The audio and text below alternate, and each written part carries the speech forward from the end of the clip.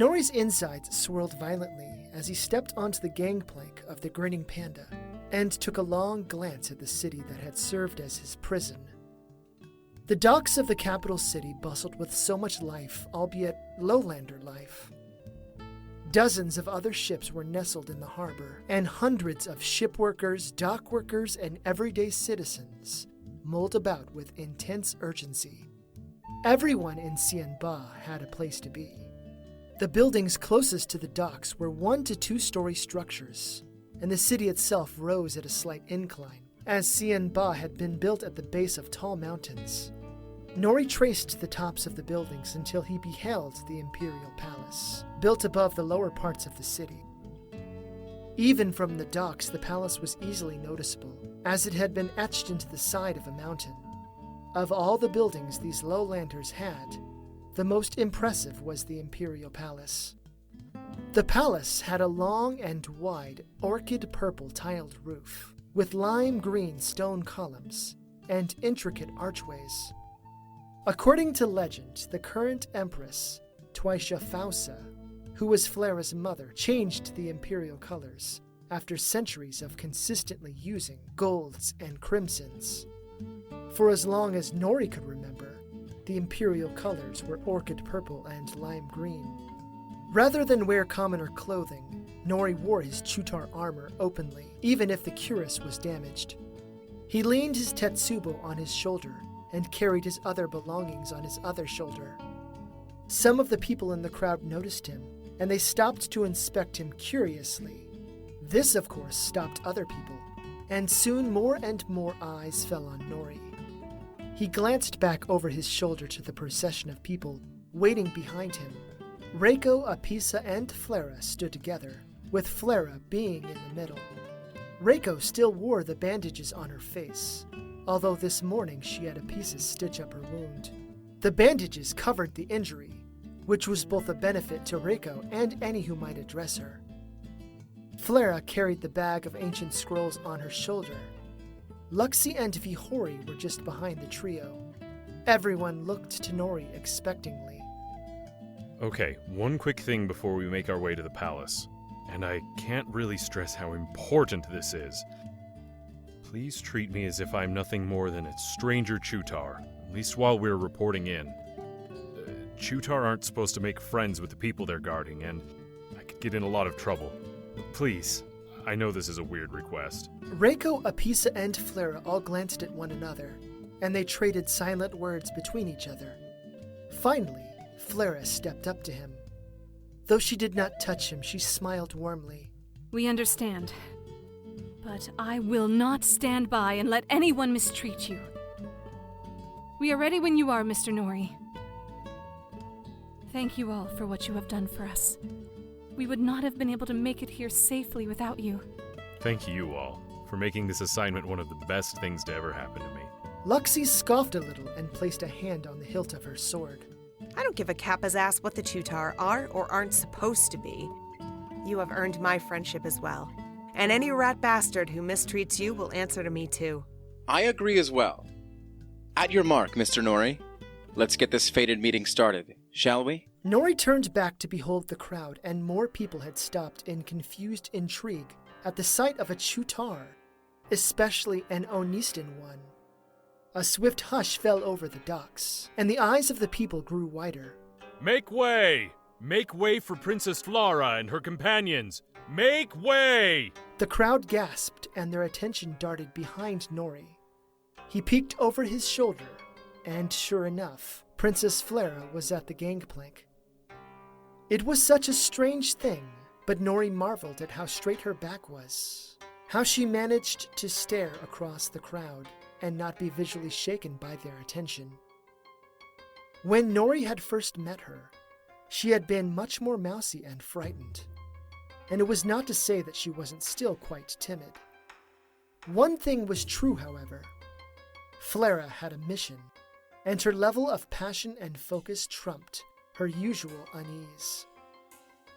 Flara, Apisa, and Rayko moved down the gangplank, and then took their places behind Nori.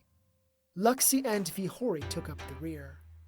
Once they were all set in place, Nori moved down the docks, toward the street that would lead them to the Stairway of Heaven, the set of stone stairs that led up to the Imperial Palace. As soon as Nori approached the crowd, they parted ways for him and stood on the edge of the road. No one said anything, and they all watched the group of people behind him, the people who strode with the princess. They were the princess's companions, and no doubt the object of jealousy and speculation. Nori, on the other hand, was easily forgotten. It was the only time when Nori's lineage, being an Onistan, was not brought to the forefront of people's minds. Those colors, the orchid purple and lime green, marked him as something that transcended race. A great hush seemed to ripple ahead of Nori as other people in the city stopped what they were doing to see why their peers were moving out of the way. Nori noticed their eyes, for they first went to his height, and then they fell to the colors he wore.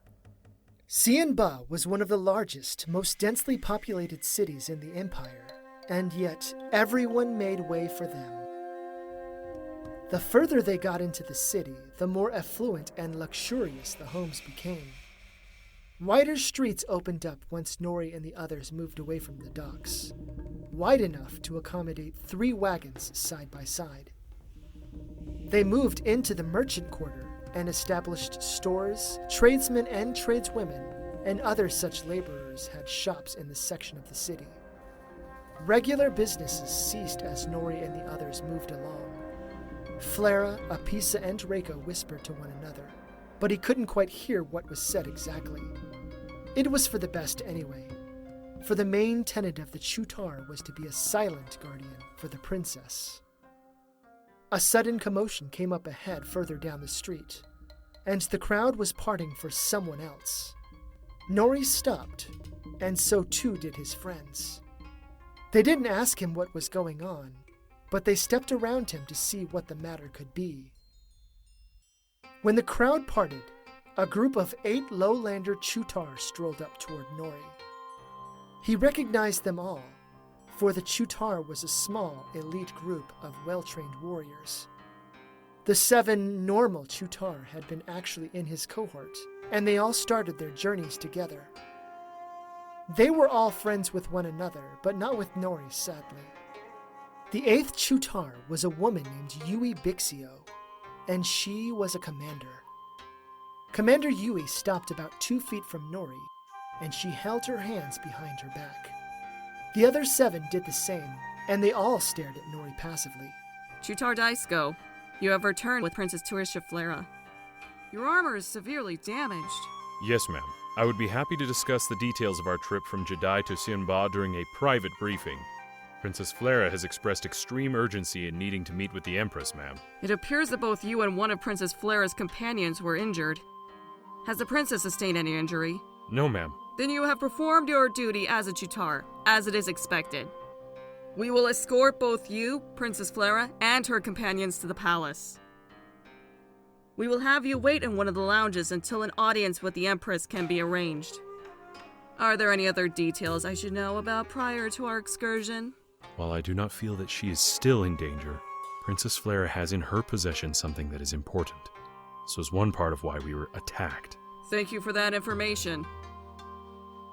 To the palace! Commander Yui turned around, while the other Chutar formed a guarding perimeter around Flara and the others. The commander started walking, and Nori moved at her heel. Where was he? Damn it! He was taking too long. Yurei paced back and forth, moving between 2 great and ancient trees. The sun had been especially warm that morning, and yet it didn't do anything to ease the tension from Yurei's heart. On such a splendid day, why did she feel so cold? The elders had come to her sometime after lunch and told her that her father was finally coming home after days and days without any sort of contact. While they seemed just as dour as they usually had, something in their eyes drove maddening spikes into Yurei's brain. Something was off. When Yurei left her father after they had narrowly escaped death in Gahoda, a troubling tension had taken hold of her. Her stomach bubbled with so much fury a volcano might have been born within her. Damn it! Why did her father have to be that reckless? A sudden voice caught her off guard. Yurei, what are you doing out here? You shouldn't be out here. Yurei whirled around and noticed the speaker. To others, this man was Elder Goiliu, one of the oldest and most influential members of the Vren Council. It was said that he was the voice of the Alicorni. To Yurei, this man was her great-grandfather, a man who had seen nearly every aspect of the Vren struggle. Her father had told her that her great-grandfather had been a small child during the last days of the Alicorni. Every one of the other elders, who were as old as he was, had slipped away into the twilight dream, no doubt walking the alabaster hallway. Her great-grandfather had his usual frown on his face. Elder Goiliu was slightly taller than Yurei was, and he had long white hair that went down his back. A single braid of it had been tied and it fell beside his right ear. Elder Goiliu had so many wrinkles that he looked more like an old bullfrog than one of the Vren. Great-grandfather! I was just waiting for my father. You mentioned he was finally coming home today. I can't wait to hug him again. The whole ordeal with Gohoda was so intense and I'm just so worried about him. Elder Goiliu scowled a little and he averted his eyes from her. Child, I wish you would have just remained in the village. Why did you want me to wait in the village? My father is okay, isn't he? Her great-grandfather just kept his attention off of her. His gnarled face contorted ever so slightly, even more grumpy than usual. He's okay, right? Listen, Yurei, I did... No, he's fine. He's going to swoop out of the sky and hug me, just like he always does. He's not... No. Her great-grandfather hobbled over to her as the tears in Yurei's eyes fell down her cheeks. In all the time that she knew the old man, he never showed any signs of affection. And yet, even now, his withered arms were wrapping around Yurei's daintier form. He had surprising strength, and he hugged her to his chest. No, this can't be happening. Not him. Please, no! Elder Goiliu began rocking back and forth ever so slightly. I'm so sorry, child. Your father called us for help, but by the time we found him, it was too late. We recovered him, though, so you may say goodbye. Yurei hugged her tightly, and she let out all of her woe into the world. There. Your father is finally home where he belongs. Yurei looked up to where Elder Goiliu glanced. A trio of Vren flew together, one carrying the body of her father. The one who carried her father was a dark-haired male, while another green-haired male and an orange-haired female flew on either side of him. Yurei ran to where they were landing. As the male Vren who held Tove set him on the ground, Yurei fell to him. She cradled his head in his arms and nestled it to her chest. Tove's body had been damaged severely. Claw marks covered his body, sword gashes ran up and down his arms and torso, and he was even missing a foot. Oh, Father! No! There was no denying it. Tove's chest was still. His body was cold, and his mouth hung ajar. Never again would he cradle her, look into her eyes, or call her squirt. She washed his face with her tears. I'm so sorry. We tried to get to him as soon as we could, but we couldn't. I have already informed her of the circumstances. What about the last piece of the Sparkle Star lock? We decided rather than search him, we left his body as is, but we cleaned it up and dressed him. We didn't want you to see him in the state we found him, Yurei. I'm sorry, this is the best we could do. No. Thank you. Thank you for bringing my father back to me. Yurei gently placed a kiss on her father's forehead, and then she looked into his sleeping face. Thank you for being a wonderful father. I promise I'm going to finish what you started. Now you can join Mother. I love you, Father. I always will. Yurei reached down and dug her fingers into Tov's pouch and felt a familiar triangular metal shape. She pulled it out and held it up for all to see. The last piece of the Sparkle Star Lock. Yurei handed it to her great-grandfather, and then she went back to hugging her father's body to her chest. If only she could give some of her life to him, just to spend a little more time with him, or to have one more conversation with him. Yurei would give anything and everything. Elder Goiliu bent down and placed a hand on Yurei's shoulder. We will give Tove a grand funeral worthy of the greatest hero our people have ever known. We are going to need you to carry on his work. Yes, I promise I will. But not until I've had proper time to send my father off. I hope you understand. Yes, of course.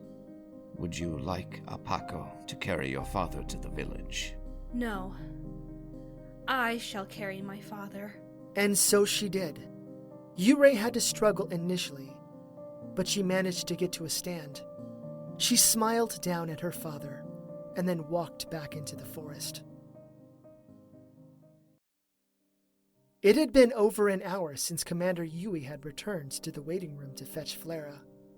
Upon her departure, the others, including Nori, sat in building anticipation. Everyone was nervous. Apisa and Rayko talked to one another about their tests and their spells they planned on studying next. The energy of their voices hinted at their need to distract themselves. Luxie and Vihori spoke in soft tones, although they weren't discussing anything secret either. Nori heard tidbits about plans to incorporate the Gahodan pirates into the Imperial Navy without forcing them to adhere to the strict regime. As for Nori, he did what he did best when he was idle. Nori strummed soft notes on his lute, and he had been doing so for the last 30 or 40 minutes. Prior to him doing that, the others were locked in grim silence, wondering about what was going on with their beloved friend. Everyone's faces visually lit up as he began to play soft and unoppressive ballads and melodies. Melodies that softened the strength of their apprehension. What was going to happen? Flara had done her best to deliver this special and peculiar artifact to the Empress, but she had failed.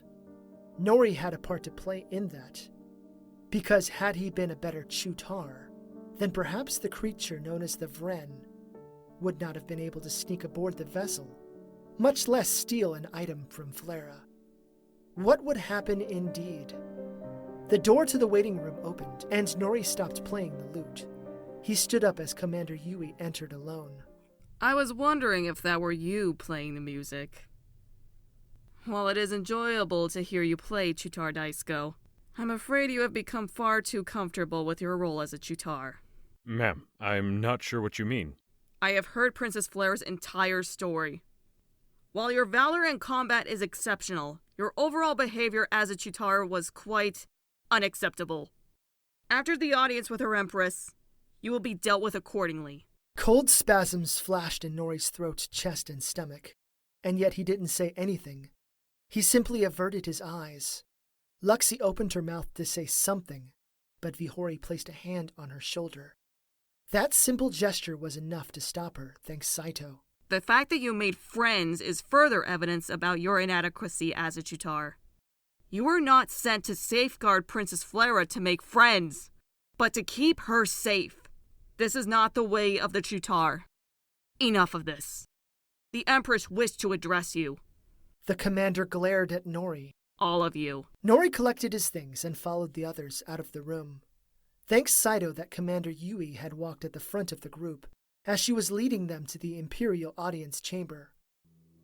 The Imperial Audience Chamber was large enough to accommodate perhaps about 40 people, although at the moment it was only populated by 15. The Empress, Twisha Flara, sat upon a throne on an elevated platform, which rested on a second larger raised platform, above the ground. 2 women sat on either side of the Empress, in thrones of their own. Naturally, the Empress sat in the best throne.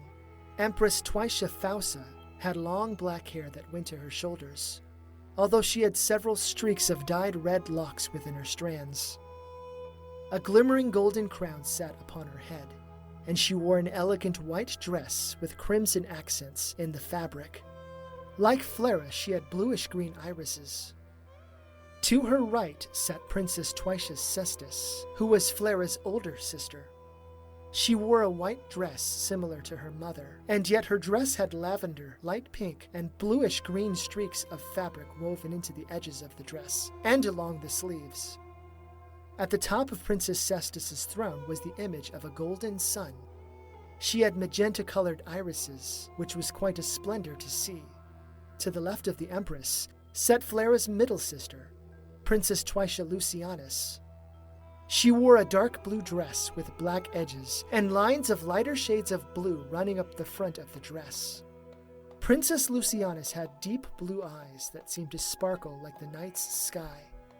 At the top of Princess Lucianus's throne was the image of a silver crescent moon. Flara stood at the foot of the second raised platform, and she had her eyes averted from her friends as they walked in. The confidence that she had exhibited when they first stepped off of the grinning panda had been eaten away in the presence of her family. Commander Yui stood on the opposite end of the platform as Flara, and she turned to face the group, although she did not say anything. In addition to Nori and his friends, 4 other Chutar stood guard in the audience chamber, 2 at either end of the raised platforms, and 2 beside the door. It was Princess Cestus who spoke first. Greetings, friends of our dear, sweet Flara. Firstly, my family and I wish to thank you for escorting her home. We have been made aware that the journey was not absent of danger. My mother has asked my sister Lucianus and I to address you. Who shall I attend to first? Step forward, Amori Vihori. Let us handle the newly developed alliance that has been forged, yes? The Empress merely nodded. Vihori stiffened his back a little, and he walked in front of the group. He bowed before the throne. Greetings, great Empress and princesses. It is a great honor to meet you. Is it an honor? Pirate Prince? I find that quite hard to believe, as you and your mother have built a career on robbing ships that serve the Imperial throne. I said this during the private audience, but I strongly oppose simply overlooking the crimes and transgressions of the pirates. Yes, and as I said during that same meeting, the political marriage is born out of necessity. War is coming, sister. And to alienate such a strong force such as Gahoda would be foolish. And the audacity of that woman to demand to be made governor. Ugh. If we allow for demands such as these to take place, we are going to open the gateway for other cities to demand things of us. It will lead to a dangerous precedent. Gahoda is not like other cities. It was not established by the Empire, and if we do not adhere to Pirate Queen Alfana Amori's request, we risk losing the city to the enemy. And that would be a tragedy. The real The Empress raised her hand ever so slightly, and both of the princesses stopped discussion. Alfana Vihori, I have heard what my daughter has said of you, of what Gahoda can offer, and what your mother demands of me. I have also listened to what my older daughters have said. Is it true that my daughter Flara was the one who asked you to enter this agreement? Yes, Your Majesty. While listening to her story, I noticed one important detail that needs to be addressed. You agreed to come here to get to know my daughter better. But am I right to say that you have not accepted the proposal yet? Well, that would be a fair statement to say, Your Majesty. Then I will have your answer now. Do you agree to the political marriage between yourself and my daughter? Yes, Your Majesty. It was brief, but Nori saw it. Flara's mouth curved upward for only a moment. Then I acknowledge and accept the engagement between Alfana Vihori and Princess Twisha Flara. The actual wedding date will be determined at a later date. Until that time, I will recognize Gahoda as a city of the Empire, and name Alfana Amori as governor. so long as she maintains loyalty and duty toward the throne. A long moment of silence lingered after the Empress stopped talking. If there is nothing else, then you may step back, Alfana Vihori. Captain Alfana Luxi, step forward. Luxi took Vihori's place, and she squirmed a little under the combined attention of 3/4 of the royal family. Our sister has told us of your fee for transporting her from Jedi to Xianba. We've also been made aware about the unexpected attacks by the creature known as the Vren. We, the Imperial Palace, shall pay your fee, 30,000 golden coins, with an additional 20,000 for protecting our sister from the Vren. You may step back, Captain Alfana. Oh, thank you, Your Highness. May we please address Pite Apisa and Ranadashi Rayko. As Luxi moved back, both Apisa and Rayko took her place. Our sister has said that you two are her very best friends. Is that true? Yes, ma'am. I mean, princess. I mean, your Princess is fine. Right. Anyway, Flora is the best friend that Rayko and I have ever had. Yes. For as much as we have been there for her, she has equally been there for us. You befriended Flora when she first went to the university. You safeguarded her secrets and you stood with her in the face of peril itself. She is very lucky to have you. We are sorry to hear that you were injured while saving Flora. If you want, we could arrange for one of our mages to erase the scar from your face. Would that be acceptable? Thank you very much, Princess Lucianus. But I would like to keep this scar. It is like a badge of honor, and besides, I have another good friend who wears his scars proudly. He earned them with honor, and so did I. So you did. Are there any boons either of you would like? Rewards for all the good things you've done? I think I speak for both of us when I say being friends with Flora is reward enough. I agree. You may step back. Apisa and Rayko stepped back, and for a long moment no one said anything. However, both the princesses, the Empress, and Commander Yui gazed right at Nori. JdSarte, step forward. Each step Nori took felt heavier than a mountain. He planted himself in the same spot where his friends received praise, and his guts wiggled inside him. Where once Princess Cestus was smiling, she openly frowned at Nori. Princess Lucianus glared, and the Empress, well, she had a sort of disinterested pout. You were sent to Jedi to keep our sister safe, were you not, JdSarte Nori? Yes, Your Highness. And did you or did you not allow her to engage in combat with a criminal gang? I was just following order. You were not sent there to follow her orders. You were sent there to keep Flora out of trouble. Yet after the incident with the gang, did you send in a report about our sister's dangerous activities? No, Princess. After the incident with the rescue of the doctor's wife, is it true that you went on a murder spree and eliminated an entire stronghold? Yes, Princess. And while you were getting drunk with violence and gore, who was watching Flora to ensure nothing else happened to her? No one. Please, remind us why you were sent to Jedi. To protect Princess Flara. Flara opened her mouth to speak, but the Empress cleared her throat and shook her head. Flara averted her eyes. After the ordeal with the gang, you escorted our sister to a Tsuchigumo-infested woods, yes? Yes, Princess. Rather than wait until it was safe for travel, you bartered passage on a smuggler ship during the Great Kappa Migration, a period of time infamous for its danger to those who sail, yes? Yes, Princess. Under your watch, you allowed a powerful enemy to get within stabbing range of our sister, Flara. Under your watch, you allowed one of her best friends to get injured. Yes? Yes, Princess. Commander Yui, what is your recommendation on what should be done? I would have JdSarte Nori reassigned away from the princess, as he is far too inexperienced to handle any further challenges. I would strongly recommend that he be returned to me, so that I may retrain him so that he becomes a better representation of what a Chutar should be. I agree. As do I. Nori lowered his gaze, and he felt his tears building in his eyes. It was only when the Empress spoke that he rose his chin. Diasko Nori, what my older daughters have said is true. That is not debatable. As a Chutar, you have failed. At the first sign of chaotic behavior, you should have reported it to your commanding officer.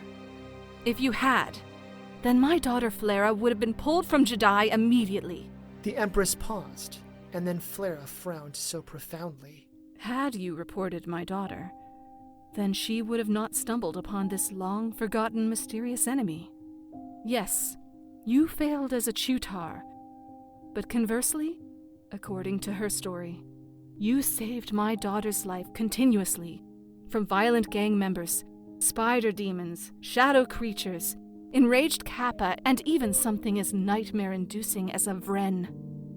Of all her friends and companions, you were the most capable. Thank you. Thank you, Your Majesty. You are welcome. However, I cannot ignore your extreme failure, as my older daughters have pointed out. Commander Yui, I have a suggestion for you considering this man's fate. What is your suggestion, my Empress? I want Diasko Nori discharged from the Chutar. For a brief moment, all the colors of the world faded from view, and Nori stared at the Empress. Did his heart stop? It certainly felt like it stopped. To be discharged from the Chutar, that had never been done. Ever. A sudden smile appeared on Commander Yui's face. Yes, my Empress. I will honor your request and discharge the Oni-stan immediately. Good. Diasko Nori, you are no longer allowed to protect my daughter Flara as a Chutar. The Empress gave Nori a larger-than-normal smile, and her eyes sparkled with intense brilliance. However, as a private citizen, you are welcome to do whatever you wish. Tell me, what shall you do with your newly found freedom? Flara's eyes widened, and she kept shifting her gaze between Nori and her mother, the Empress. Similarly, both princesses did the same. A mask of silent rage had been planted on Commander Yui's face, for it was only too late that the older commander understood the true nature of the Empress's suggestion. I vow that I will protect Princess Flara as her friend and companion until my dying breath. I am most pleased to hear that. The Empress gave Princess Cestus a slight nod. All right. I suppose that now that everything has been resolved, it seems that our sweet little sister Flara has come up with a plan. Go on, Flara. Tell everyone about your plan. Flara beamed one nervous look to her sisters before stepping closer to the group. The others advanced on to where Nori had stood. For the moment, all eyes were on Flara. A sense of lightness had taken hold of Nori, though. He was free. Actually free. Nori smiled widely. Okay, everyone. I explained everything as we know it to my family, and through that discussion, I had a great idea. It's a dangerous idea, and it might not be successful, but we have to try. What is this plan, darling? We have to gain strong allies, just like what our enemies are doing, even as we speak. I have a list of cities, creatures, and such that we might reach out to, but there is one race above all others that will be the determining factor on whether or not we succeed. We need to find them and ask for their help. Them? Them who? Who are we trying to make contact with? Dragons. We have to find the dragons. The last thing he saw before blacking out was the large sand dune he was plummeting to. When Tove opened his eyes once more, a peculiar sight greeted him. He wasn't flying, and he certainly wasn't in the desert either. A strange sort of lightness flourished inside him, and then it hit him. Tove didn't feel any pain. He glanced down to his body, to where the wounds were supposed to be, and yet he was whole. Tove stood in a circular chamber that had a hallway leading from it. The walls and the floor were made from some kind of bright white marble, and there were golden lines and geometric shapes running the length of the floors. Doorways with brilliant auras in their centers ran along the hallway, which actually had no end in sight. The furthest point just sort of vanished in a kind of white fog. Likewise, Tove couldn't see the top of the ceilings either. Just as he was about to take a step toward the hallway, a voice beckoned him.